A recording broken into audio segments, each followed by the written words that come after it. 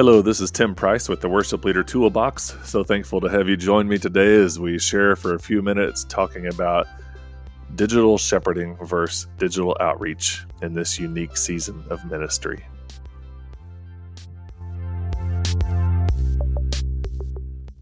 On one hand, it's an incredible time to reach out all over the globe. Not only is the message of hope available with a wider net, but hundreds of thousands of congregations are solely focused in online digital ministry right now. The other side is this desire and obligation really to continue to nurture and grow the flock in our local church. So of course, the best thing is for both of these to happen together, but in some ways, they can get a little muddled. So here's a couple things that I've just been thinking about and would love any thoughts you have as well. One example would be introducing yourself each week. Now, actually, this is a pretty, though tedious sometimes feeling, it's actually a good expectation for in-person worship as well as digital, because there may be somebody that's new in your weekly gathering for worship. And most often in our church, there's a new person every single week, if not more than one new family. And so it really is a lifeline for anybody who is just showing up. And in the world of pumping out worship to YouTube and Facebook and your website, the act of introducing yourself really would fall into digital outreach.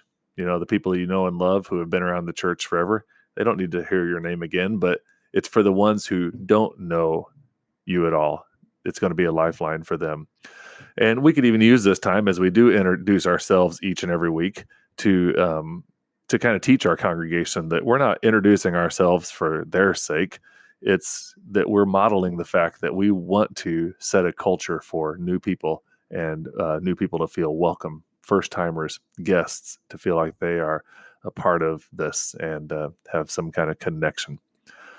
So here's another end of the spectrum, and that might be the idea of singing really familiar songs. So this would potentially fall under the idea of digital shepherding. We need to make sure that we are helping to engage those and continue to disciple and raise up and connect with those who are part of our church. And so there are so many ways that this plays out, and really authenticity, like most all these topics, is really key.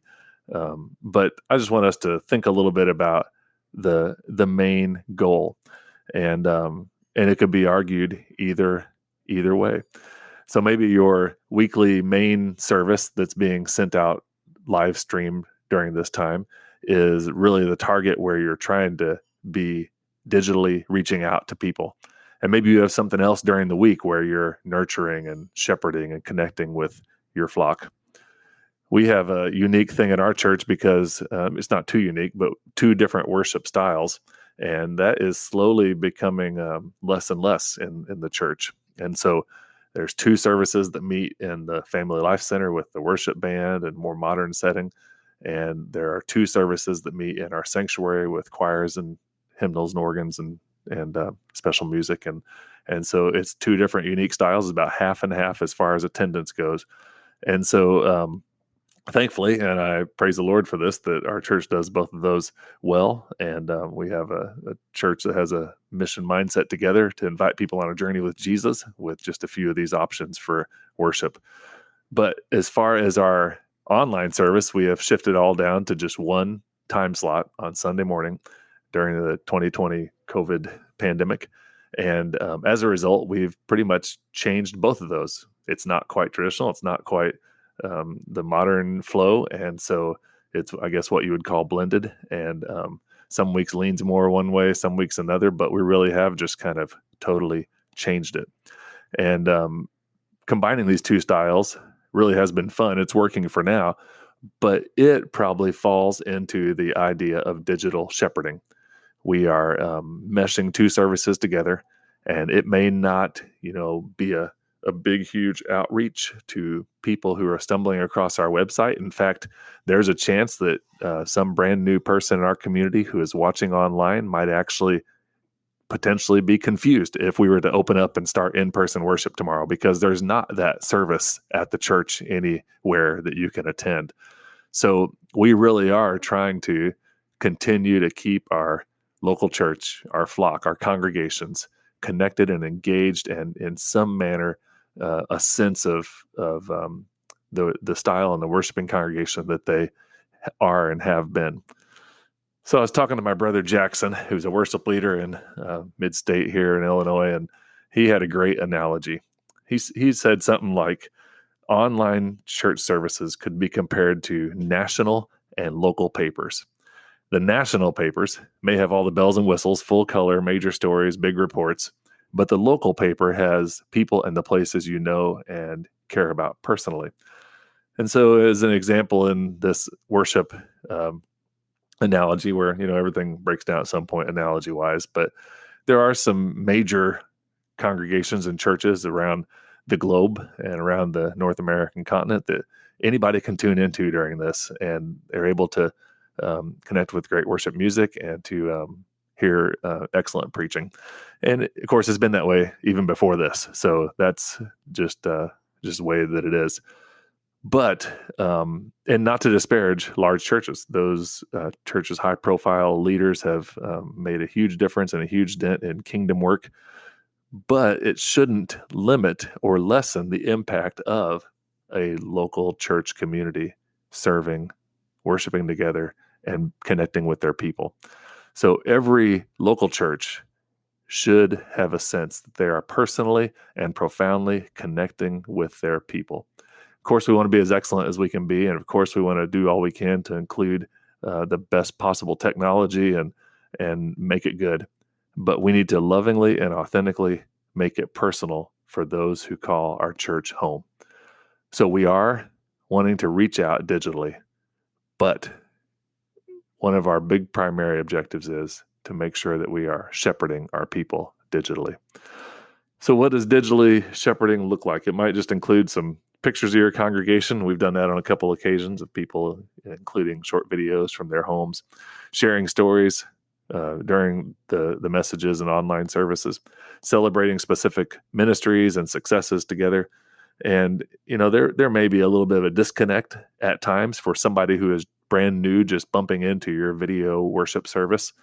But when it's done authentically, I think that people who may eventually connect digitally or in person are going to sense the passion and purpose in your congregation.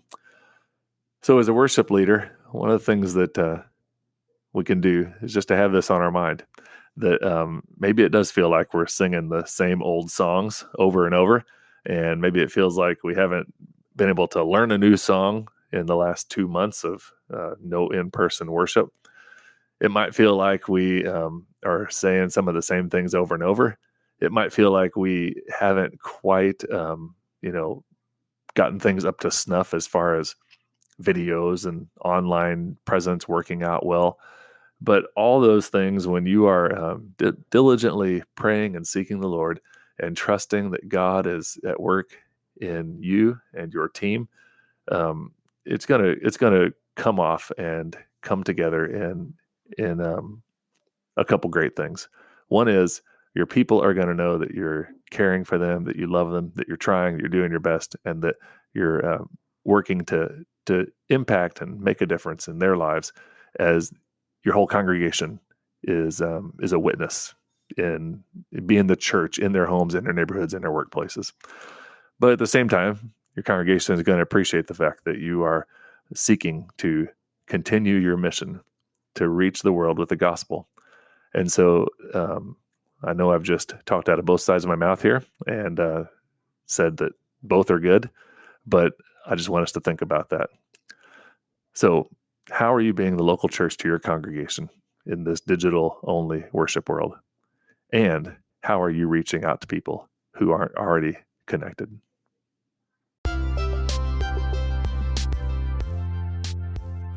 Thank you for listening to the Worship Leader Toolbox podcast. We would love to have you rate this podcast and to share it with other people who might find it helpful.